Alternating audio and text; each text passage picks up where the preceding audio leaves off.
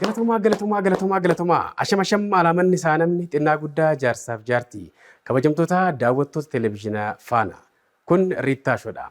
Har'a keessummaan Riittaashoo itti gaafatamaa waajjira koominikeeshinii magaalaa Adaamaa obbo Mulugeetaa Qaabatooti. Har'a waa'eedhuma magaalaa Adaamaa hojiiwwan gurguddoo Adaamaatti waggoota lamaan sadeen kana keessatti hojjetaman maal fakkaatu ka jedhu qorannaawwan garaagaraa gaggeessinee viidiyoodhaan deeggarree waa'ee magaalaa Adaamaa ni haasofna. Darbeessi magaalota biyyattii tanaaf fakkeenya ta'uudhaaf wanta Smart City jedhamu tokko jalqabanii bifa bareedaarraa akka jiran ni beekna. Smart City jechuun kunumti maal ka jedhu karoorri Smart City keessatti hammatamu maal ka jedhu hawaasni gaheen isaa maal ta'a, hooggansi maal ta'a, mootummaan maal ta'a ka jedhu ni haasofna. Gama ogummaa daayirektingiitiin Faayisaa Addunyaa kaameraaf sagalee Nimoonaa Rittaa qopheessaaf dhiyeessaa Rittaa Taaddalaa ispoonsarri uffata kiyyaa magaalaa Adaamaa gamoo Ooliyaad jalatti kan argamu Abbukkii Pirootokool guddaan galateeffadhaani. Ceesiftuu booda gaafa walitti deebinu Mulugeetaa Qaabatoo waliin Riittaashoo keessatti sin eega. Riittaashoo. Miilli koo deemsa osoo hin eegalin osoo fiiguu hin danda'is ana waliin turan.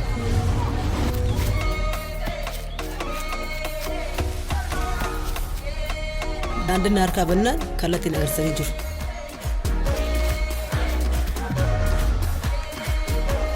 Yeroo gufadha gara lafa naanna'u turan. Harka jala naaf hir'isanii na jabeessanii jiru. Yeroo dhibbeen akka isaaniitti nan darbe. Anis isaan fachiisa. Injifannoo yeroo dhibees gammachuun na simatan. Kun isaan qofa osoo hin taane warri isaan waliin jiraatan hunduu eebba argatanidha. Kabajana dhaabsisanii anis harka isaan fuudha. Har'as milkaa'ina sadarkaa mul'atu argadheef sagaleen ilfannaa isaanii onnachiisu fagoo irratti dhaga'ama. Har'as tajaajila baankii kiyyaaf daandii irra deemu hundatti na waliin jiru. Ani bu'aa isaaniiti. Baankii Siinqee tokkummaan gara milkaa'inaatti. Hajii kabajamtoota daawwattoota keenyaa ceesiftuu booda walitti deebinee jirra. Riittaashoo televezyiina faanaatiin daawwachaa jirtan. Har'a magaalaa guddina ariifataa keessa jirtu waa'ee Adaamaa haasa'uudhaaf nama jabaa tokko isiniif affeeree jira. Obbo Mulugeetaa Qaabatooti. Itti gaafatamaa waajjira koominikeeshinii magaalaa Adaamaa. Obbo Mulugeetaan Adaamaa keessatti iddoowwan garaagaraa hojjechuudhaan nama ga'umsaan hojii isaanii raawwatan hawaasa biratti illee kabajaa fi jaalatamummaa kan argatanidha. Mulee baga nagaan naa dhufte. Baga nagaan nu eegdu. Hayyee Mulee na wajjin amata 3-4 wal beeknaa iddoowwan garaagaraa irratti hooggansaan hawaasa kee gaafa tajaajiltu argee jira. Keessumattuu liidarshiippii kana keessatti waan dandeessu gochuu irratti nan godhaa waan hin dandeenye hin godhu hin danda'u jechuudhaan ifatti beekamtaa kanan beeka. Amma immoo muudama haaraatiin bakka murteessaa ta'ee fi Adaamaa sirriitti nama ishii barbaachisu argeen jira waan ta'eef waa'ee Adaamaa gaazexeessummaa keessatti amata 12 gaafa hojjedhu guyyaa tokko asee hin beeku dhugaa dubbachuudhaaf har'a garuu sirriitti wantoota gaggaarii qofa osoo hin ta'in rakkinoota jiranillee haalli itti kaafnu hin jirra. Ispoonsarri sagantaa kiyyaa dameelee isaa 400 ol ta'an teekinooloojii baankiin addunyaan irra geesse walitti hidhuudhaan tajaajila baankii guutuu idil addunyaa fi biyya keessaa kennuun gaachana uummata keenyaa akka ta'e baankii Siinqee guddaan galateeffadhaani. Obbo Mulugeetaa, mee jalqaba irratti Adaamaan guddina amata lamaan sadeen kana keessatti wal madaalchisaa asoof wantoonni qabatamaa ta'anii wanta lakkaa'aman hin jiru.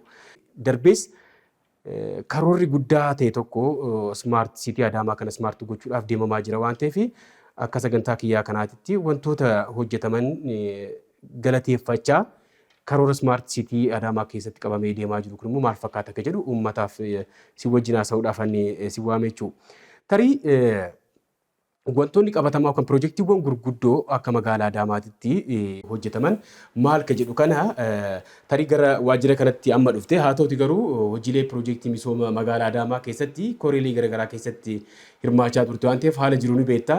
Mee hojiiwwan kana haa kaafnu jalqaba irratti. Hayyee jalqaba anis yeroo jalqabaatiif ati ilaaltee madaaltee haqa jirtu hubattee jijjiirama jirus beektee yeroo jalqabaatiif magaalaa Adaamaa maalirra jirti, magaalaan Adaamaa eessa jirti, sochiin misooma isii garamitti socho'aa jira, fayyadamummaan uummataa amma mirkanaa'ee jira jettee sagantaa kana qopheessitee yeroo jalqabaatiif naaf eeruu keetiif anis baay'ee galatoomi jedha. Kun maaliif kana jechuu barbaade yeroo hundaa hunduma waa mormu hunduma akka waan rakkoon jiruu qofaatti laaluu osoo hin taane bakka rakkoon jirutti rakkoo kanatu jira jedhanii qabsaa'anii akka uummataatti sagalee uummataa ta'uudha. Bakka jijjiirama jirutti immoo jijjiirama jiru sana jajjabeessanii itti fufsiisanii deemuun bilchinna wajjin waan wal qabatuuf kanaaf ani si galateeffachuu barbaade jechuudha. Gara gaafichaatti gaafa dhufu magaalaan Adaamaa sirnoota darbe keessatti keessumattuu sirna addawaawii keessatti rakkoon bal'aan akka jiru ni beekama. Hojimaanni badaan bal'innaadhaan akka keessatti calanqisaa ture. Haga feete soo guddatte wal cinaa isaatti immoo rakkoowwan bal'aan akka jiru ni beekama. Erga sirni jijjiiramaa paartii badhaadhinaa kanaan mootummaan hundeeffamee hojii jalqabee as ilaalcha isaarraa kaasee kutannoorraa kaasee murannoorraa kaasee kallattii ittiin hoogganamurraa kaasee nama hoogganus bilchinnaan ilaalanii ramaduu dabalatee magaalaan Adaamaa jijjiirama guddaa qabdi jechuudha. Keessumattuu waggoottan lamaan amma tiimiin obbo Haayiluu fa'aan gaggeeffamu erga gara magaalaa kana dhufee waggaa lamaan tokko dabarsee jira. Waggoottan lamaan kana keessatti rakkoon bu'uuraa magaalaa Adaamaa maal ture? Gaafiiwwan gurguddoon uummata magaalaa Adaamaa maalinni? Hojimaanni badaan kaleessa ture maalinni? Eessatti bifa kamiin haala kamiin yoo maal hojjenne rakkoolee kanneen bu'uurarraa sirreessinee itti quufiinsa uummata keenyaa mirkaneessuu dandeenya, badhaadhina waloo dhugoomsuu dandeenya karaa jedhuun xiyyeeffannaa addaa, yaadama addaa qabatanii tiimiin kun erga hojiitti jalqabanii asitti jijjiiramoonni gurguddoon uummanni ragaa bahuu danda'u argamanii jiranii jechuudha. Waan bareeda. Kabajamoo obbo Haayiluu Jaldee keessumattuu yeroo garaagaraa biyya alaa keessumattuu Ameerikaa deemanii gaafa achi dhufan adiministireeshinii irraa waan isaan fudhatan tokko hin jira. Hawaasaa fi hoggansa tajaajila fudhataa fi tajaajila kennaa kana bakka tokkotti teessisanii rakkoon bakkam jira maal gaafatamtee maal rakkoon keedhanii guyyaan isaan itti dubbisan ni jira. Kunis akka kwaalitii isaanitti yeroo ka'ullee nan argaa. Siistama jechuudha. Siistamni isaan magaalaa kana ittiin gaggeessuudhaaf yaadan rakkoolee itti furuudhaaf deeman baay'ee gaariidha. Haalli isaan ittiin ilaalan baay'ee bareedaadha. Kanarraa kan ka'e magaalaa Adaamaa keessatti pirojektiiwwan gurguddoon gaafii uummataa deebisan hojjetamanii jiran jechuudha. Daandiiwwan gurguddaan abbaa 40, abbaa 10, abbaa 20 of keessaa qaban asfaaltiidhaan hojjetamanii jiranii. Miidhagina Adaamaa dabaluu keessatti gaafiiwwan daandii hojii wal qabatee uummanni keenya qabu sirreessuu keessatti deebisuu keessatti shoora olaanaa qabatan ijaaramanii jiran jechuudha. Daandii hojii wal qabatee daandiin kobilistoonii keessa bal'innaadhaan magaalaa Adaamaa keessatti ijaaramanii jiran jechuudha. Lafa baay'ee magaalaan Adaamaa akkuma beekamu lolaadhaaf kan saaxilamte haala teessumnis lolaadhaaf saaxila. Waggoota hedduuf nullee magaalaa kana keessatti hooggansa kennaa turre yeroo ganni dhufu uummanni keenya ni yaadda lolaa bal'ee uuma waan ta'eef dhimmoota kana hambisuu danda'an irratti xiyyeeffatamanii direenijiin adda addaa hojjetamanii jiranii kobilistooniin adda addaa keessatti hojjetamee jira. Daandiiwwan bahaa gala uummata dhooggan hedduu hojjetamanii jiranii jechuudha. Kana qofaa miti pirojektiiwwan magaalaa Adaamaa keessatti hojjetan gaafii uummataa kan deebisuu danda'u. Namni baay'een akkuma magaalaa guddoo keessatti fooyya'eetiin jireenya gaarii jiraatu hawaasni bal'aan hin tuffatamne immoo rakkoo garaagaraa keessatti kan jiru kan ala bulu kan jireenya gadaanaa keessa galu baay'eetu jira jechuudha. Deebii kana deebisuudhaaf bulchiinsi magaalaa Adaamaa itti xiyyeeffatee ofii isaatiif karoora baajata isaa irraa keessaa mana 100 kan sadarkaa isaa eeggate kan saalonii qabu, kan manyita beetii qabu, mana fincaanii qabu, kichinii qabu, waa hunda kan guuttate jechuu karaa danda'amuun manni 100 baajata isaa irraa baasee uummata kana jijjiiruudhaaf jechuudha. Jireenya isaa beezik niid waan ta'eef kana fooyyessuu keessatti mana 100 inni ijaaree jira. Ofii qofa ijaaruu osoo hin taane uummata magaalaa kanaa hirmaachisuudhaan abbootiin qabeenyaa akka keessatti hirmaatan taasisuudhaan mana 157 ijaaree jechuudha. Walumaa galatti bara darbe keessa qofa manni 257 hawaasa rakkataa galii gadaanaa qaban jireenya gadaanaa qaban keessatti hirmaataniif kennamee jira jechuudha. Kun jijjiirama guddaadha jechuudha. Qaamoleen hawaasaa as keessatti hirmaatan carraa kana fayyadama ta'an qaama midhoomni adda addaa jira. Namoonni hospitaala irraa fuudhamanii akka carraa kana argatan taasifaman jiru. Raayyaa ittisa biyyaa gootonni baay'een dhaqanii adda waraanaatti wareegaman maatiin isaanii asitti akka hin bittinnoofneef carraan kun laatameef jira. Kanaaf namoota baay'ee rakkataa ta'aniif carraa guddaa uumee jira. Alarraatii rooba keessaa aduu keessaa fidee manatti galchuun danda'amee jira jechuudha. Isteeppii itti aanutti hawaasa kana immoo diinagdeedhaan gad dhaabuudhaaf wanti karoorfamee hojjetamaa jiru jira jechuudha. Kunni nama qabatamatti kan namni itti galee gammachuu guddaa itti argisiifachaa jiru jechuudha. Kana qofa osoo hin taane bara kanas mana 400 hirmaannaa uummataatii fi akkasumas baajeta mootummaatiin ijaaruudhaaf ammas muuxannoo kana babal'isuudhaaf hawaasa hedduu fayyadamaa taasisuudhaaf hojiin guddaan karoorfamee kan itti deemamaatiin jiru ta'uu isaati. Uummata keenya hirmaachisuudhaan manneen barnootaa bu'uura boruu jechuudha. Bu'uurri boruu kaayyoo guddaa qaba. Ergama guddaas qaba.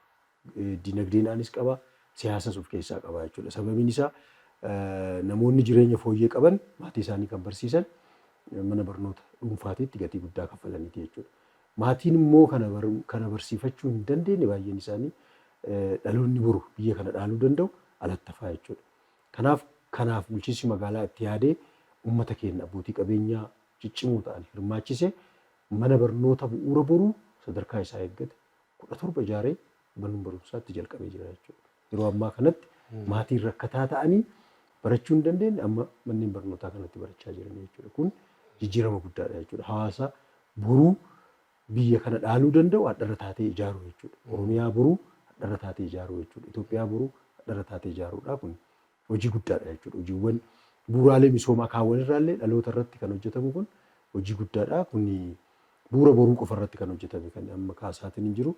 Achas gamana magaalaan Adaamaa seenaan addaa erga hoggansi jijjiiramaa kun gara magaalaa kanaa dhufee asitti hojjete jedhamee addatti ilaalamu gaara diigee paarkii hojjetee jira. Kanaan dura gaara galma abbaa gadaa paarkii abbaa gadaa jedhamee amma beekamu kan daljeessi karaa adda addaatiin achirratti galee hawaasa naannoo sana jiru ganda irreechaa keessa jiru baay'ee rakkisaa ture jechuudha. Yeroo ammaa kana garuu gaarri sun diigamee gaarri sun baqaqsamee gubbaa isaa irratti paarkiin ijaaramee Adaamaa namni kamiyyuu gubbaa isii koree gubbaa gadi gallaalee iddoo bashannanaa salphatti asitti argachuu danda'amu uumuun danda'amee jira jechuudha. Kana qofaa miti daandiin ammaan tanatti hojjetamaatiin hin jiru yeroo gabaabaa keessatti dhumee hojiirra ooluu danda'u kan bokkuu hurka bokkuu bira geessuu danda'u sabala sana biratti geessuu danda'u namoonni baay'een achitti itti fayyan sana geessuu danda'u rakkachaa ture jechuudha uummanni kun. Iddichan barbaada daandiin isaa immoo rakkisaa ture jechuudha. Yeroo ammaa gaara sanas diiganii karaa salphaa ta'een namni makiinaa xixiqqaanis akka achi gahuu danda'u hojiin hojjetamaa jiru hojii boonsaadha jechuudha. Hojii dhaloota boruutitti darbuu danda'amu. Gaafa koreen kun gara magaalaa Adaamaatti dhufu magaalaan Adaamaa akka carraa ta'ee jeequmsa du'aatii artiist Haacaaluu Hundeessaa keenyaan wal qabatee rakkoo nageenyaa magaalaa kanatti uumameen bulchiinsi magaalaa mataa isaatiin barbadaa'ee ture jechuudha. Gaafa gareen kun dhufu bulchiinsi magaalaa Adaamaa hin jiru jechuudha barbadaa'ee jira. Kanaaf amma maaltu dalagame bulchiinsi magaalaa amma kophaa isaatti iddoo tajaajila uummataa itti kennamu midhaagaa irra ta'uurra darbee iddoo bashannanaa fakkaata jechuudha. Iddoo bashannanaa fakkaata booraan sun tootaalii diigamee ijaaramee giriinarii naannoo sanatti hojjetame karaa ajaa'ibsiisaatiin diizaayinii addaatiin hojjetame yeroo ammaatti sagantaa garaagaraa gaafa qabu kan waajjirri kantiibaas bulchiinsi magaalaa hoteelota gurguddaa dhaqee osoo hin taane mooraa sana keessatti gaggeessaa jechuudha. Kanaaf isarraatii ka'e jechuudha. Atoomosfeerii naannoo hojii itti hojjetanii tajaajila itti kennanii jijjiiruu wajjin wal qabatee hojiin bulchiinsi magaalaa hojjete achirraatii jijjiiree gara jijjiirama waliigala magaalaatitti gadi bahee daandiiwwan keessaa baay'ee rakkisaa ture. Magaalaa Adaamaan beekama. Keessa qofaa miti asfaaltii irratti asfaaltiin isaanii diizaayinii dura hojjetame baay'ee dhiphaadha. Akka hawaasaa sanatti kaleessa warra hojjete sun babal'isee hin hojjenne dhiphaa ture jechuudha. Namni wakween hin jiru jechuudha. Baay'ee rakkisaa ture jechuudha. Kanaaf hoggansi kun yaadama bilchina qabu fiduudhaan yoo ilaaltan daandiiwwan gurguddaa asfaaltii keenyaa irratti wakween babbareedaan daangaadhaa daangaatti hojjetamee jira jechuudha. Yeroo ammaa kana makiinaadhaan wal dhiiburraa gara alaatti bahee wakwee bareedaa sanarratti akka deemu taasifamee jira jechuudha. Isa qofaa miti wakwee sanirratti abaaboowwan garaagaraa meeshaawwan abaaboon keessa kaa'an babbareedaa ta'an magaalaa kana jijjiiruu danda'an keessummaan gaafa alaa seenu simachuu danda'an galma abbaa gadaarraa kaasee haga magaalaa addaan kutee bahuutitti hojiiwwan asfaaltii irratti hojjetame hojii guddaadha jechuudha. Walkweeyin teeraazoon afamee daandii hunda irratti hojjetameetiin jedhee magaalaa Adaamaa keessatti waan hin yaadamnes waan argame hin beeknes jechuudha. Waan addaa gareen kun raawwachaatiin hin turedha. Kanaaf walumaa galatti pirojektiiwwan hedduu hojjechuudhaan magaalaa Adaamaa ganamaa galgalatti jijjiirama argisiisaa magaalaa socho'aatiin hin jirtu jechuudha. Egaa akka waliigalaatti addunyaa lafaa kanarratti wanti hojiin salphaa jedhanii hayyoonni xiinsammuu waan isaan kaasan tokko addunyaa lafaa kanarratti hojiin salphaan maal akka ta'e beektaa? Hojii waa balleessu. Plus faulty finder ta'u rakkoo akkas keessaa baasanii agarsiisuun waan salphaadha. Maaliif rakkoo kaasuudhaaf bada sammuun isin barbaachisu waan sitti fakkaate qofa akka rakkootitti illee kaaftee dhiyeessuu dandeessa waan ta'eef wanta dhugaatii fi wanta qabatamaa ta'e tokko kaasutu ulfaata akka ta'e dubbatu. Magaalaa kana keessatti wantoonni hojjetaman gurguddoon ni jiru. Isaan faarsuu mannaa rakkoowwan ni jiran jedhamanii yaadaman keessa deddeemanii caalmaatti dibbeetti dha'uutu barame akka waliigalaatti jechuudha. No one is perfect, namni hanqina qabaachuu danda'a. Wanta babbareedaa hojjetame kana osoo dhaadeessinee rakkoo jiru immoo osoo wal gorfanne caalmaatti hojii egereedhaaf nu ta'a. Wantoonni amma muleen kaasee hunduu jijjiiramoota qabatamaadhaan arganidha. Kanaachi immoo hanqinoota jiru kana ofirraa sirreessaa gara fuulduraatti immoo waan uummata kana caalmaatti guddisu tokko hojjechuudhaaf deemaa jirtan karaa saaqanii jirtu na fakkaata jalqabdanii jirtu. Gara fuulduraatti Adaamaa caalmaatti bareedduu akka taatu akkuma jedhamee smart akka taatu hawaasichi bifa akkamiin hirmaachuu qaba. Hojiiwwan hojjetamuu deeman kunoo hagam tokko hawaasichi beekuu qaba. Maal fa'i hirmaanaan isaa maal inni ka jedhu kana caalmaatti osoo irratti haasofne wayya waan ta'eef weellisaan Dassaaleen beekama Adaamaa bifa bareedaa ta'een sirba hojjeteefii jira. Sirba sanaaf feerree gaafa walitti deebinu waa'ee smart city kana haasofnu jedhee yaada. Sii taa'amune. Ayyee kabajamtoota daawwattoota keenya sirba Dassaaleen beekama Adaamaa tana sirriitti daawwadhaame. Laali gaarreniin marfamtee bitaaf mirgaan suluulaan faayamtee tokkummaa jiruuf jireenyaaf jennaan hawaasummaa. Akeenya sunda jaalala ammatuudha hunda jaala Adaamaa.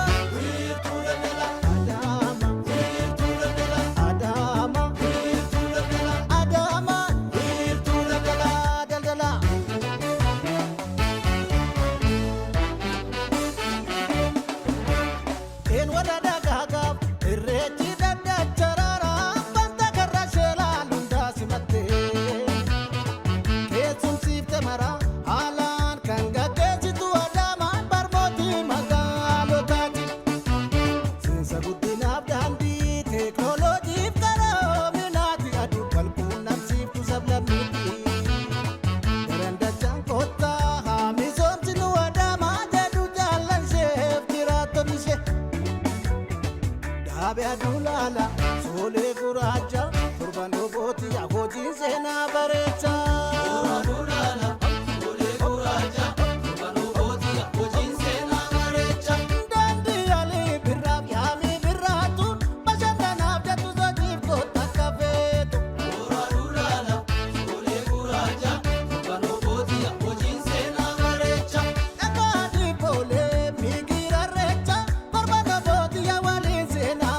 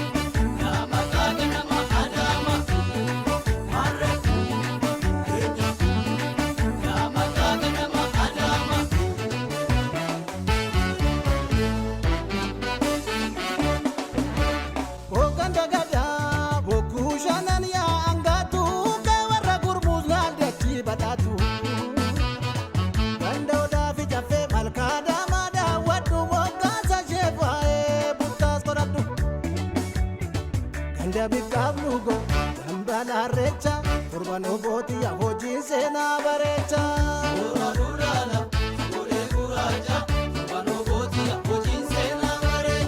Daandii taatee birruu waaqoo garaartu dhuftus qophiidhaa duun hundaaf mijooftu.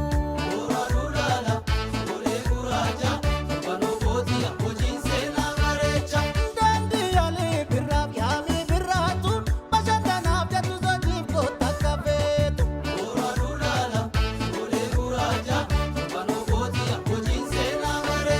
Ajeejitu mirgiidha biyyeen isiis qaamiidha duubata argaati gargar xiqqaaf guddaati adaama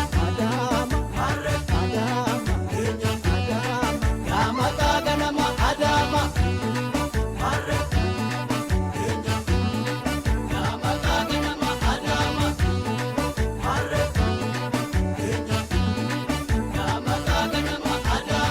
Saastuu sagalee teessoo galma guddaa waan taateef sadda miidhagsuu dadara.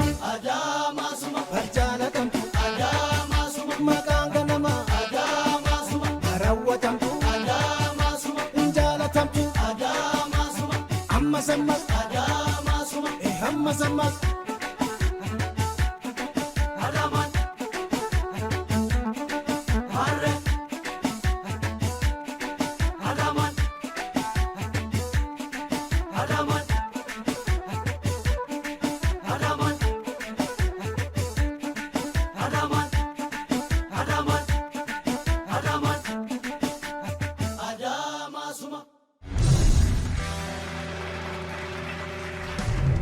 Hayyee kabajamtoota daawwattoota keenyaa ceesiftuu booda walitti deebinee jirra. Itti gaafatamaa waajjira kominikeeshinii magaalaa Adaamaa obbo Mulgeetaa Qaabatoo waliin jirra. Waa'ee Adaamaa keessumattuu waa'ee Smart City karoora guddaa kana keessatti hirmaannaan keenya maal ta'uu qaba Adaamaa caalmaatti guddisuudhaaf ka jedhu kana irratti mari'achaa jirra. Ispoonsarri keenya dameelee isaa 400 ol ta'an teekinooloojii baankii addunyaan irra geesseen walitti hidhuudhaan tajaajila baankii guutuu idil addunyaa fi ka biyya keessaa kenna. Gaachana uummata keenyaa kan ta'e baankii Siinqee guddaan galateeffadhaani. Mulee Smart Cityin kun maalinni? Smart City amma biyyootii alaatitti biyyoonni guddatan tokko tokko magaalli tokko jireenya isaanii haala guddina irra gahan wajjin kan waliin simne taanaan diiganii iddoo biraatti magaalaa haaraa ijaaru. Smart Cityin amma Adaamaa keessatti ijaaramuudhaaf deemu kun Adaamaa diigneeti moo iddoo biraatti Adaamaa ijaaruuf deemu moo bakkuma jirtutti Smart goona? Smart City dhumti kun akka hawaasa keenyaaf galutti akkamitti hiikuu dandeenya? Baay'ee galatooma. Yaadamni hoggansi jijjiiramaa magaalaa Adaamaa inisheetiivii addaa ofii isaatii uumee ittiin hojii guddaa hojjechaatiin hin jiru, ittiinis beekamaatiin hin jiru keessaatii tokko hojii Smart Adaamaa uumuu kana jechuudha. Yaadichi kun tarii kan eenyuti inisheetiiviin isaa eessaa dhufee? Inisheetiivii hoggansa kantiibaa magaalaa Adaamaati. Inisheetiivii qaama jijjiiramaati yaadama fiduu jechuudha. Yaadama biyya kana ittiin gaggeessan magaalaa kana ittiin gaggeessan yaaduu qabda jechuudha akka hoggansaati. Yaadama bilchaataa fiddee yaadama sana hojiitti jijjiirtee hojii sana immoo uummanni bu'aa buusee irraa dhadhamuu qaba jechuudha. Faayinaalii yaadamni sun si qofatti hafuu qabu waan ta'eef magaalaa Adaamaatti kanuma ilaalaatiin ni jira. Smart Adaamaa jechuun dhaabbileen addunyaa irra jiran hedduu isaanii yaada garaagaraatti kennu. Isa hunda isaatu keessa deemnee jenne bal'achuu danda'a. Garuu cuunfaa isaa gaafa fudhatteetiin dhiyaaltu teekinooloojiitti fayyadamuudhaan waa hunda tajaajila kennitu, misooma misoomsitu, infiraastiraakcharii dhiyeessitu, rakkoo uummataa yeroo hiiktu, rakkoolee bulchiinsa gaarii yeroo hiiktu, waa hunda isaa taaqaa'ootti fayyadamtee teekinooloojii guutuudhaan jijjiirama waliigalaa misooma magaalichaa, haala nageenya magaalichaa akkasumas mootummaa cimaa sadarkaa gandaatti ittiin hundeessuudhaaf karaa smaartii ta'een fayyadamuu jechuudha. Waa hunda waan dur baratteerraati. Adeemsa waraqaa ol si'achi oofaa ooltuuti irraatii gara teekinooloojiitti jijjiirtee sirreessuu jechuudha. Inni tokko tokko isaa bira gaafa ga'u maal jechuudha waan jedhu sun danda'ama. Cuunfaa isaa garuu karaa teekinooloojiitti fayyadamteen waa hunda rakkoo uummataa ittiin hiikuu, waan barbaadde sana ittiin misoomsuu, ittiin lafarra oolchuu, nageenya yeroo eegdu karaa teekinooloojii kanaan eeguu, tootaalii siistama moofaa kana keessaatii gara waan haaraatitti shift gochuu jechuudha. Computerized gootanii hunda keenya moobaayiliidhumaan globalized gootanii harka tokko irratti akkanumatti nu qabachuu deemtanii. Takkaan eeggaluu.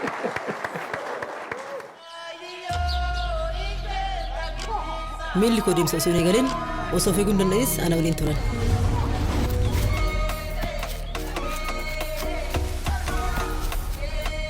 Daandiin harkaa bannaan kallattiin agarsiisanii jiru.